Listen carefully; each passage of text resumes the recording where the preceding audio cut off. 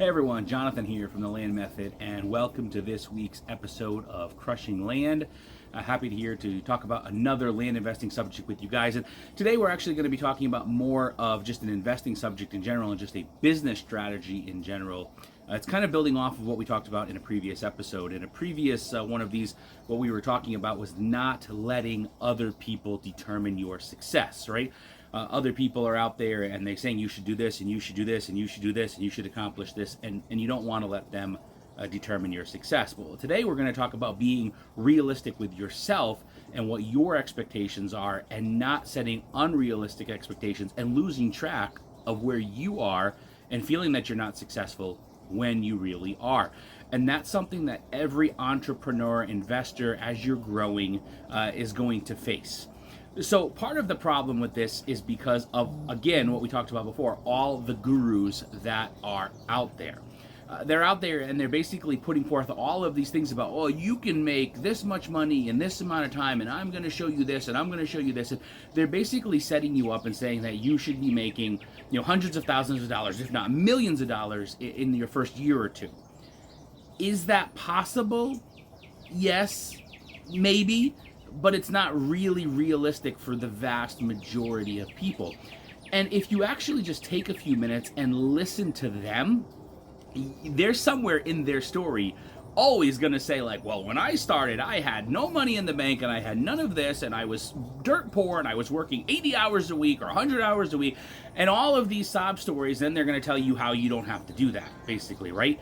And that's not the way it works. You still have to put in the time, you still have to put forth the effort. Yes, there's education out there. We offer education, and that can help you to do better, and it can help you to cut the learning curve, but it doesn't get rid of it, right? There's no way to get rid of it. There's a way to help you and to succeed quicker, and to learn expertise and to learn from others' experience and all that. That's all true, but it doesn't make you go from zero to $100,000 in a couple months like they're out there portraying. And what happens is you get those ideas in your own mind, and then you expect that for yourself. And what happens is you lose track of your actual success. And that can happen even as you're going year to year to year to year. Because maybe you're looking at somebody that's in year 5 of this business, and they're running a 7-figure business. And you're like, I'm not there. I'm not successful. I should be running a 7-figure business. You're focusing on where you think you should be, rather than focusing on where you are and what you've done. And I've made that mistake, and everybody else does it too. Because you may be looking at it and being like, well, I should be here. But what did you accomplish in that time? Do you have more freedom? Are you making a substantial income?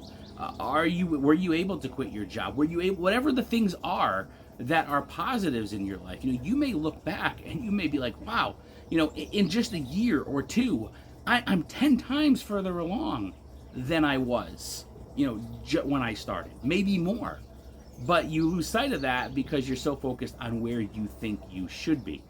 And part of the problem with that is we put these time constraints on ourselves, right? We sit there and we're like, well, I should be able to do it in X amount of time. And it's usually really short. And in reality, it's like you may be doing very, very well. You may get into the business and you get your first deal done. And here we are, we're a few months in, and you've made $20,000, and you sit there and you're like, I feel like I should be better off. You haven't even had the business going for more than a few months, and you were already $20,000 ahead. That's a good situation, but people get focused on, well, somebody else did 5 deals. I feel like I should have done more, right? Because again, that's what was pushed out there, and so they get in their mind what they feel like they should have done rather than what they already did. I've worked with numerous people, over the years that, yes, some of them have done really well. Some of them have done $100,000 in their first year. Some of them have done multiple 6 figures. Some of them, after just a few years, are running 7-figure businesses. And they're really putting forth the time and effort to do that. But there's a lot of people that aren't at that level, but they're still very, very, very successful. They're after a year, they're like, well, what did you make for profits this year? I made $50,000. Oh, I wish I had done more. You don't feel successful with that? No, not really. Well, how much time did you spend? I don't know, 5 to 10 hours a week. Okay, how much money did you make in your regular job? $50,000. So you worked 40 hours a week for $50,000, and you worked 5 to 10 hours a week for $50,000 more. You equaled your income. Yeah. And you started a business. Yeah. and you were profitable your first year. Yeah. $50,000 of profits your first year. Yeah. But you weren't successful. No. Why weren't you successful? Because I expected to do more, right? In reality, it's very successful. So the point of that is, when you're looking at your own things, yes, we're here to help. We offer education, we offer training, we help people turn these things, get there quicker, right? Help you answer your questions, not figure things out for yourself, not be stuck on your own journey, not going through all the motions, all of those things, being able to assist you with getting there.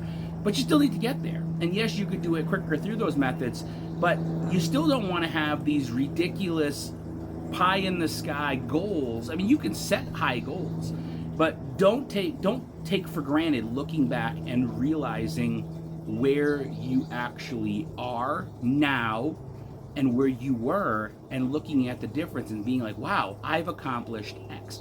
And sometimes it's really helpful to do that, right? Because even as you grow more and more and more, you could be making $1 million a year and you could still be like, I'm not doing what I think I should be doing, right?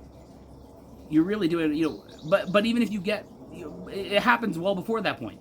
People get there and they're at, $100,000, $200,000 a year, and they're, I'm not doing what I should be doing. Well, what were you making, at your full-time job when you started land investing? $50,000. And you were working 40 hours a week, yes. Now you're land investing, right? Full-time, yes. Do you work 40 hours a week? No. Do you do a lot of the mundane tasks? No. Right? Do you have more freedom to travel? More time to spend with your family? Yes, absolutely. And you're making a couple $100,000 a year profit? Yes. That's a problem. Why? See, again, you've got to sit there and you've got to look at it from that perspective, right? You could be making the exact same amount of money with a lot less time. And I've had that conversation with numerous people. And part of the problem is you could have an off year, right? It is possible. And you're like, oh man, I failed so badly. Why did you fail? Again, don't compare yourself to what just happened. Compare yourself to where you came from. You made $200,000 last year, but this year things slipped a little bit. You made $150,000. Okay? You made $150,000 doing this business. Again, the same question. Did you work full time? No. Did you still have freedom? Yes. Were you really worried about your bills? No. Were you this? Were you this? Were you this? Were you this? No. All of those things that were in your mind just a few years ago are now gone, and you were still successful. Maybe you weren't as successful as you were just a year ago, but you were way more successful than you were, say, just a few years ago. And that's the way this business goes. It kind of does this, right? And in reality, when you look at it over a long period of time, it only does this, right? It just goes up. But when you look at it over a monthly or even yearly sometimes cycle, it's going to be like this, right? But as the decade goes, it keeps going, and then obviously, as you can see what I'm doing here, it keeps working its way up, well, going up and down. So yeah, maybe you went from 200 to 150, and you're like, man, I failed. But just a few years ago, $150,000 would have been huge, right? And then in a few more years, maybe you get it built up to $500,000, and then it drops down to 400, and you're like, again, you were successful. So don't get in your own way either. We talked about not letting other people determine your success, but be realistic with your success. One of the things that we talk about here is we're not all about fluff and the show and the Lamborghinis and all that stuff that other people are doing. Is that stuff possible? Absolutely. But is it going to be the majority? No, right? Because most people don't care about that stuff, for one. Two, the reason a lot of people get into this business, get into investing, get into this, is not to become multimillionaires, right? The reason that they're doing it is because they want freedom of time, they want freedom of energy, they want to spend more time with their family, they don't want to be working as many hours, they don't want to be doing all of those things. So because of that, many are successful and many are happy with their success after just making, $100,000, $200,000, $300,000 a year. And they say, that's good enough. That's all I care about. So, again, when you're looking at it that way, don't get in your own way. Focus on the positives, focus on the growth, see where you came from. Don't focus on where you think you should be, because you're always going to think you should be further along than you are. You can use that for goal setting. There's nothing wrong with that as long as it's realistic. But don't focus on where you think you should be and then viewing it as a failure. Rather, focus on where you came from, look at how far you've gone, look at how much you've done, look at how much success you have, and I guarantee you that if you've actually put the work in, if you've done the time, if you've put the effort in, and you look back just a short amount of time, you're going to see exponential growth. And if you've been doing this for a few years, the growth's going to be even more large because you followed through with the steps and you've done those things. And that's the mindset that you need to have. It's going to propel you to keep going. It's going to propel you to, when you have negative times and down times and negative situations and all of those things, you're just going to blow right through them. You're not going to worry about it. You're going to keep growing.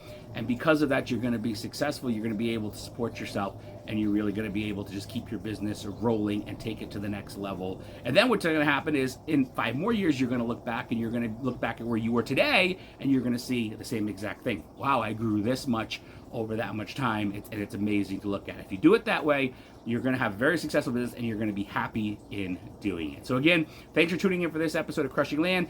Catch us more, follow us on YouTube, watch all of the series on this, all of the details that we give, the interviews, all of the different things to really help you with your land investing and just investing businesses in general. And again, make sure you tune in next time for another episode. Like and follow us here on YouTube, and don't forget to join our YouTube group as well, The Land Method. And we'll see you guys next time for another episode of Crushing Land. See you later.